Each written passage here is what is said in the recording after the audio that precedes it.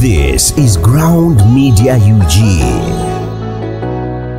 Codebase Entertainment. Nakulejjo namulabye nga atambulira yambudde ngo yasigadde bute. Ningamba UCC ekola ddi, police ekola ddi, n'ebitongole ebirwanizi by'eddembe mukola ddi okuleka ensi yaffe ejjulemu abantu ababuyabuya nga bano. Kwe kuvayo lwaliro nva ku reporting ku side reporter. Oyo omwana omuwala ayagala abeera ekyokulabirako. Era mu nnaku 3 nnyo bana bakumukwata. Nja kubeera ku side reporter benaavaawo ngende ku UCC mbabuuze bakola mulimu ki. Tetusobola kukkiriza baana baffe kwonooneka kubeera mu nsi tubenga ffenna ababuyabuya. Ensonga nno olwaliro ndese ku side reporter okulaba nga reporting omuwala oyo simanyi bbuuka likoze bitya yalaze obwerere bw'eri ensente. Eyo si nnono yaffe, si kalica yaffe ey'okweyambula n'osigala obuto. Osobola okufuna erinnya mu mbeera endala yonna naye nga teweyambudde ng'oyo omukyala. Omukyala oyo nno njagala abeera ekyokulabirako. Abaabinyumiddwa mubinyumirwe naye nga muli eyo mu kisenge. Ebyo by'osobola okubikola. Mwenna abantu nuzaamu kamera mubikola naye nga olina omwagalwawo mu kisenge eyo. Omuntu ajja kwebuuza si yasoose okukola ekikolwa ekyo mu Uganda lwaki ye ku mulundi omulungi. Kaakati gwakwatira olwaleero omukisa omubi gumukutte. Ate nga nkulayirira omuwala oyo alina okuyimira mu kaguli abeera ekyokulabirako. Tetumuwala n'okumanya simumanyi naye ekikolwa kye yakoze kyenfaafaagana nakyo ajja kubeera ekyokulabirako. Tulina abantu abadde bawemula wano ensi ne baamala okubakwata ne babateeka mu kaguli baatereera. Era abantu abawemula abeeyambula abawemula abantu abakulu abawemula obwakabaka bwa Buganda abawemula abantu abakulu ab'ebitiibwa n'abavaamu ebigambo ebitanyuma kuwulira mu bantu babuulira mwenna mugenda kusibwa. Ate ekyo kyeyamye waliwo ne comedian omu yakozeseza ebigambo ebitali birungi oyo gwegenda okuddako. Tumula nti yeewaanawaana lowooza nti muwagizi wa NRM yagenda okuddako naye nsooseko ono omwana mu nnaku 2-3 nga tebannabakukwata muwala oyo kugenda mu mateeka galamule alina okubeera ekyokulabirako. Tewali kiseera ky'amaanyi. Bajja kwebuuza ebintu bingi. Omwala omuzaala lwaki tusomuwuza n'omugamba kiri ekyatuuse namutwala ku poliisi. Kyenjagala okugamba oyo omwana ekintu kye yakoze kyavudde mu buntu ne kisaasanira ensi yonna. Bwe kiba nga abakadde be baagaana okumuteekamu empisa ensiko emugunjule ensi egenda kumugunjula kubanga alabika ayina embeera gy'alina okutuukamu ategeere. Waliwo omwana ono omuvubuka oyo yavuma Ssaabasajja Kabaka namuvuma namusensebula tebaba kumusiba. Amazima gakatusinga nakati akyayogera ebigambo ebisonga naye olunaku lwe yakkirira wali eruzira yavaayo n'atereera. Ne Kakono temumulaba yatereera n'abalala bangi bagenda kutereera naye embeera yamala kubatuukako. Katono omukyala kasooka amala okutuukako eri gye bagamba nti tuli bulungi naye ebyendya. Poliisi ogiwadde ennaku mmeka nga ennaku 2 zokka olwaleero n'enkya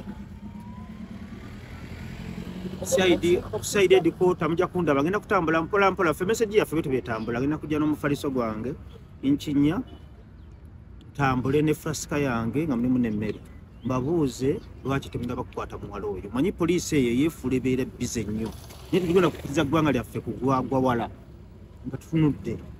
Oba mubadde temumanyi nga temutegeka nga agadde bannange njagala mumbuuza ebibuuzo ebirimuko ku busa. Message etuuse omuwala oyo muwawaabidde bamukwate kubaze simanyi na byayimba nze n'okumumanya simumanya munamulabye jjo. Ekyewuunyisa lwakuba nti nyina akaana kange kabeera nnyo ku YouTube nga kalaba nnyo ebyokuzanyisa by'abaana.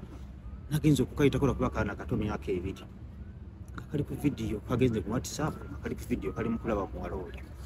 Kitegeeza konsani yamaze kugifuna nga tusobola abaana baffe kati TV zasigala ziri ku simu zaffe ate abaana balina amasimu naye tulina okuvaayo n'omukono ogw'ekyuma abantu abafaanana ng'ono okubuga ebikoze bitya bakangavule. Mwebale nnyo nvudde mu kamera temumbuuze ekibuuzo kyonna. Ensonga eri ku muwala kweyambula kunamira abaana baffe abato n'okuswaza obuwangwa waffe. Bw'avaayo n'akwetonda so okujja omusango ku poliisi. N'ensonga si ya Abe Musinguzi n'ensonga y'abantu abakwatiddwako oluvannyuma lw'okulaba omuwala oyo nga yeeyambudde nga asigadde buto. Ane katumaliriza oli promoter wa Mike Kinza kubuusa maaso kitu kya Kusasira ku Serena. Sheraton. Kasalina ku Sheraton. Sipaxi. Ali ku Serena. Yes sir. Ensonga njirabe etambula naye sinaba sijimanyi mu butufu bwayo. Naye bagotegese kusasira. Kusasira yansabye mutegeke ne sinaba kusalawo. Ekigambo ekituufu. Nebe nabansazeewo. Ebipande tujja biwana. Nga kwebaza. Emipiira gikaabe. Mu bufuzi olinga agamba nti okya Spice atayina omukisa okwetondera omusonyi olemeteeka kusasira. Spice Diana semina ko. Spice Diana tayomba tavuma baana. Naye olinga agenda omujja mu business kuba mutandike ngoma nene. Spice Diana boteeka ku meeza esawa zino yabeera mu maaso.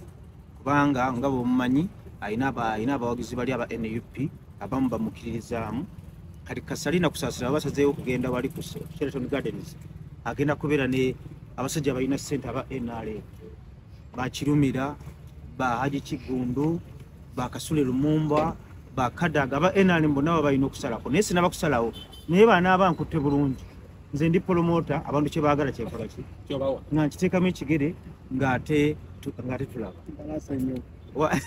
kyogamba kati ebivulu bifuuse byakuteeka ku muntu kati ebivulu twalabanga 3 wateekawo era ekivulu era ne ku mulundi guno era tulabanga waliwo ebivulu ebikwatagana nga si bigenderere mubeerawo nomufuna ekirowoozo kyekimu naye ekya Spice Diana abo tuba tutaddewo egenda kubeera NRM versus People Power NUP nze benkiraba mu ntegeera yange kati awo ebivulu twalabye era nga nnaku z'omwezi 8 Kabako yatadde era ku David Lutalo Kabako yafunye obufunyika chance naye alipire ku muntu omunene naye bamuwe ku matu ninga Kabako alina abawagizi be kuba ekisooka wa NUP sibe kiri be NUP lwakuba nti olwolumu babalagira ne mukola emputu ne mugaana okugenda naye Kabako muwagira talina buzibu ki tayomba tavuma bantu mugende muwage naye engoma nnene okkiriza nti kati ebivulu mbifudde bya byabufuzi ate ebyabufuzi byajja tunaabikolera ki buli muntu mune byabufuzi nga boolaba Arsenal ne Maniyu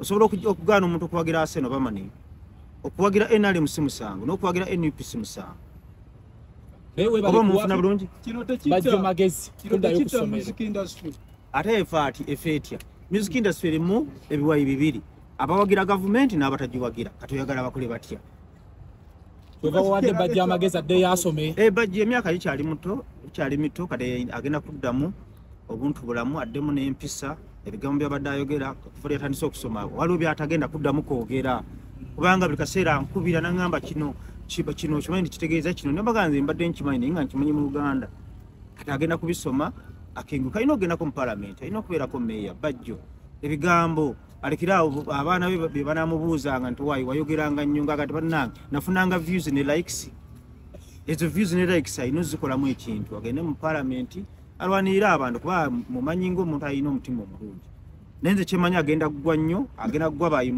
baayimuka mpaka lwanaatereera kubanga ye agenda kugwa era gye emyaka 3 ayinza okugwamu emirundi ngama ayinza okuddamu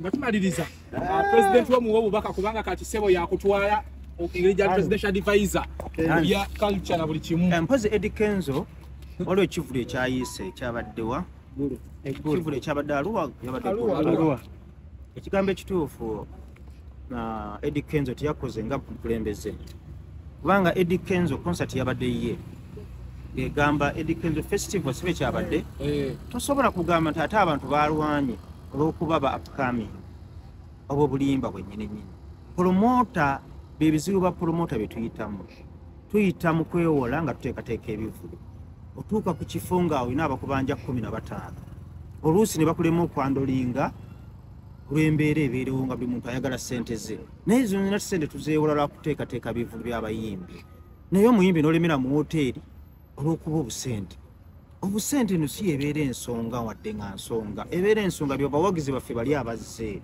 va mu woteeri genda oyimbire abawagizi promota omunoonye kuba kisoboka kuba promota agenda kwekweka Eddie Kenzo teyakoze nga president mutuufu awo era ensonga lwaki sho yayiise yabadde Kenzo alimba mukulembeze abayimbi ab'oku ground upcoming basobola okuyiwa ekivulu tekisoboka kuba baba tebakumanyi nakumanya naye yali badde ategeera embeera n'atakulembeza nnyo ssente za promota kuba promota zinja kuggwamu nveewo naye bali abawagizi bamanyi okwekyanga ne babula naye oli omuwagizi osigala waali ebbanga lyonna ne Eddie Kenzo tiyawadde bawagizi bekitiibwa namulabye ng'ayogera naye nga ali mu bulimba akkiriza agaana ensobi lwaki kosa teyayiise Kenzo yabadde asobola okwandulinga embeera eyo wadde nga promota tanaba kumuwa balance yali badde asobola n'okunyonyola abayimbi bennyini kuba ye pulezidenti waabwe kati bwe tosobola kukulembera kwandulinga kantu kavulukamu kakati ate abayimbi onaabakulembera otya mu Uganda yonna Eddie Kenzo yalimbye promota tuyita mu buzibu bungi nga twewola ssente okuteekateeka abayimbi abo